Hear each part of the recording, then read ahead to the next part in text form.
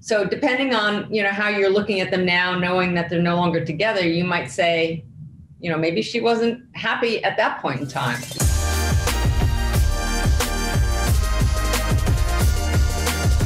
Well, I do a few different things, but the main thing is to look at kissing, think about it, talk about it, listen to others and their kissing experiences. What was interesting, and there were, now knowing as a couple that they're no longer together, and you start looking at things in hindsight, and maybe you're looking at them through a slightly different lens. But that picture to me says a little bit about the way he's got his arm around her and across her. There's a little bit of a signal of possession, just. It's also intimate. I mean, he's holding her close to his chest, which is loving, and they're very, very close. She has her hand on his arm. You almost can't tell, though, by the look on her face whether she's okay with it or There's almost a little bit of a smirk, like, maybe it's too much PDA in whatever the setting was, and she's not 100% comfortable with it. So depending on, how you're looking at them now, knowing that they're no longer together, you might say, maybe she wasn't happy at that point in time. So, depending on the timing and the lens that you're viewing things through.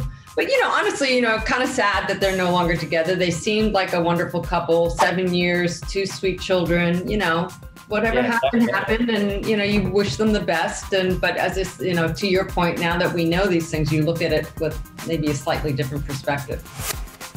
Well, it's funny. I'm kind of sorry about them. Those two look like they hit the genetic lottery. They seem just vibrant together. And it was one of those relationships that you're like, oh, of course they're together. They should have been together long ago. And they have made a really happy Brady Bunch family life. The children all loved each other.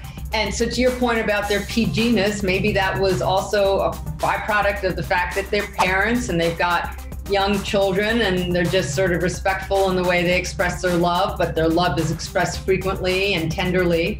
And that's kind of how I felt about them. They were very tactile, but in a very gentle, appropriate way. You didn't look at them and think, oh, go get a room. You thought, wow, they really have a lovely connection.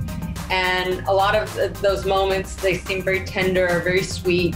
Mutual love, mutual affection, mutual respect. So, whatever happened. You wish them all the best. And now, we're on to Bennifer 2.0.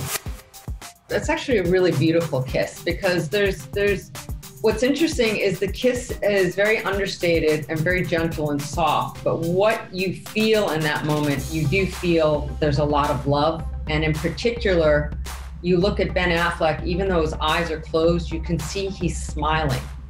Even with his eyes closed, you sense the smile from the inside. It's a beautiful kiss.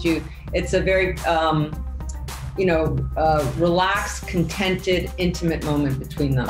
So I think that they were maybe a love that was not in sync with time. Speaking about synchronicity, what makes a good kiss? Synchronicity also makes for, the right time in a relationship.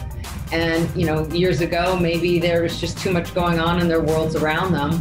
And coming back, the universe has brought them back together again for a reason. So, I'm really rooting for them.